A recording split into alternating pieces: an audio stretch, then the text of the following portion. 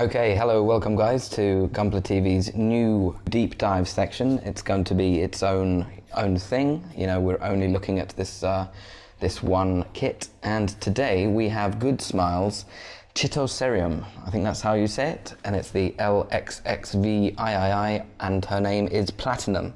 Now, before we start talking about the actual kit itself and its movability and all that type of stuff, posing, basically, let's have a look at this new line. What is it? So it's a basic model planned by Masaki Apsy, and that's Figma's co-creator, and it's also designed by Huke, and that is a Japanese illustrator who is best known for creating the original character Black Rock Shooter.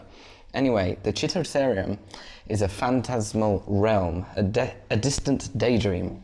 So it creates and is protected by fragments, and this is the human type of humanoid form, and these are born by chitocerium. And while they take this humanoid form, they are not in fact human. So she's not actually human. A mysterious light burns in their eyes. Fragments are one of the building blocks of this world.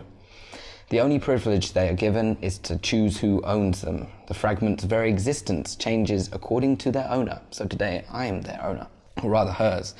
So changes to fragments alter the very foundation of the chitocerium. So anyway, this box she comes in, is known as the folder, and folders hold fragments. So boxes, they contain the very world of fragments. Once one opens a folder, they join their fate with the fragment within. Once one opens a folder, they join their fate with the fragment within. So I have joined my fate with her, and this connection is unbreakable. The bond between the opener of a folder and the fragment can never be severed, except through death. Oh dear.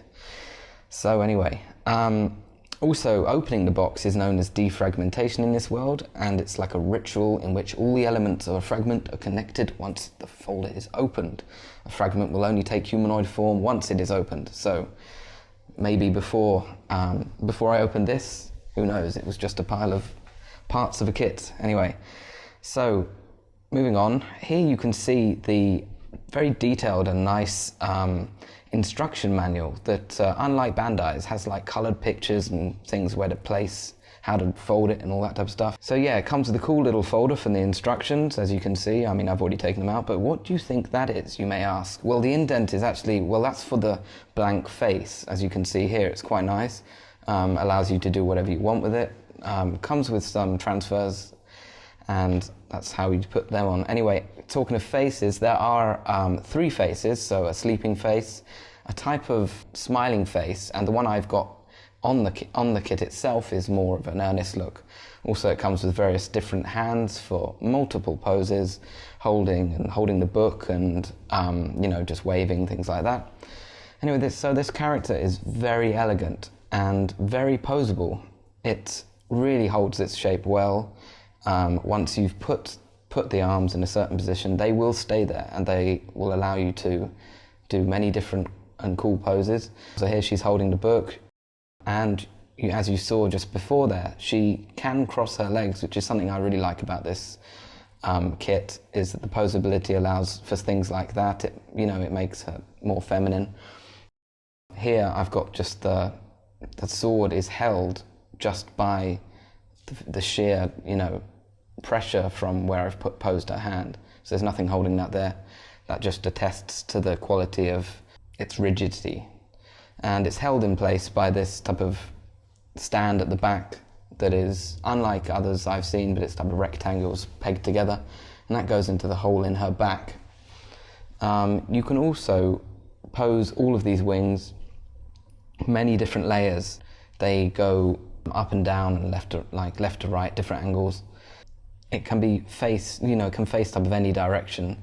There's pins in her back, which allows you to type of angle it up or down, and that will become very necessary later when I attempt to fit her in that box that you saw earlier, or shall I rather call it the folder.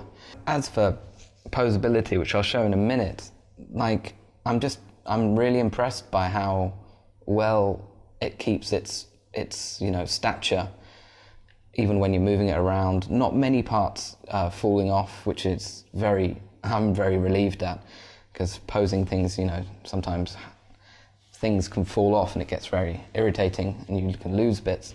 But actually I found that the only part of this kit that was maybe a problem was the arm sockets. Sometimes they popped out a bit more easier than I want them to. But you know, that she's quite accessible, and to pop them back in wasn't a trouble at all. I didn't knock anything off when I was doing that. Anyway, as for the stand, so the stand is on top of the folder. As I mentioned before, top of rectangles. Inside is where you'd put her. I've got the transfers on there at the moment.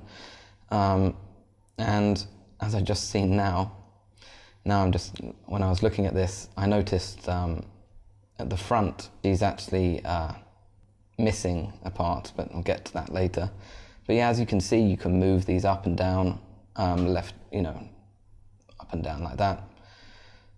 Those bits at the bottom, the type of knife bits, they can fold in and fold out, and it allows for a great range. You know, you can type of make a cloak, you can make a shield. Really nice touch there, I think. And there's a back piece as well, so it's not just the two type of wing bits on the side, but there's also the back. As for the hands, classic normal tiny pin does the work. They stay relatively stiffly in. As you see, the arm popped off there, but impressed by that. Yeah, so here you can see that bit at the front, which is fine, my thumb is over, is actually meant to have a black piece, but I think I put that in a bit later. So yeah, the legs, good range of motion. Here it just goes up and down, and you've got to change the direction of her legs by switching that thigh piece left, you know, swiveling it round. And there the high heels have also just got a nice little ball pin there. The high heels also, you know, can be posed, but only in one direction. So yeah, her midriff goes left and right, and her waist just goes up and down. And yeah, the back part is also, you know, you can move those arms up and down. And as you can see there, yep, that bit right there is meant to be black, and I actually missed it. It was on the peg, on the runner, so just do that, and there we go. That's what it's meant to look like. Sorry that it wasn't like that for the start. I didn't realise. Okay, so now I think I attempt to put her in the box, like she's type of just come out of that phase from being a fragment. Oh yeah, also it comes with these type of dry transfers. I stuck them on. I'll show it, there'll be a bit at the end of me just putting them on, but it's a bit finicky. You've got to be very careful. If you put it in the wrong place, then you know, that's it. But anyway, to get her in the box, you've got to fold everything up like so, and on the other side as well. So I've done that to both sides. These the little knife bits have to be folded in on themselves and then pushed down. She has to have her arms covering her face, so it looks like she's just waking up, and her legs bent into a type of natal position, like so, with her huge stilettos also pointing up in a very type of awkward position. Looks like that would hurt.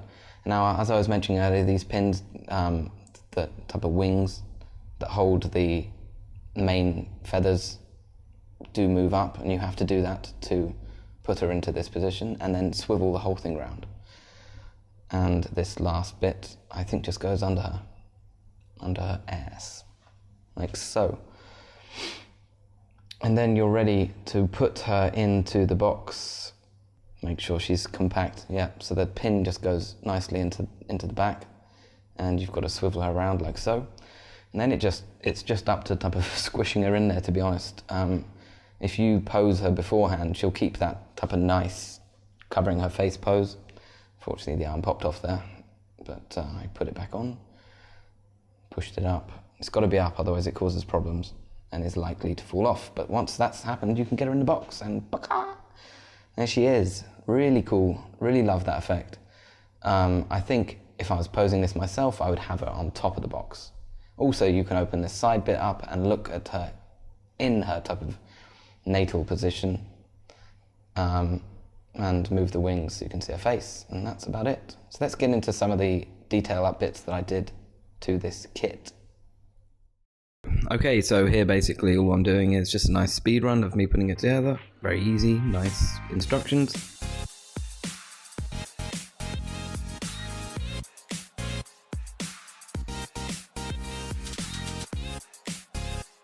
And then putting on those like dry decals. So what you have to do is cut out the little clear bit, take it away from the white paper, which is like a non-stick paper, and then you've got to use tweezers or use the knife and just put it on. It's very finicky, it's takes a lot of nerve, you've got to keep your hands still, but the end result is great. So there you go.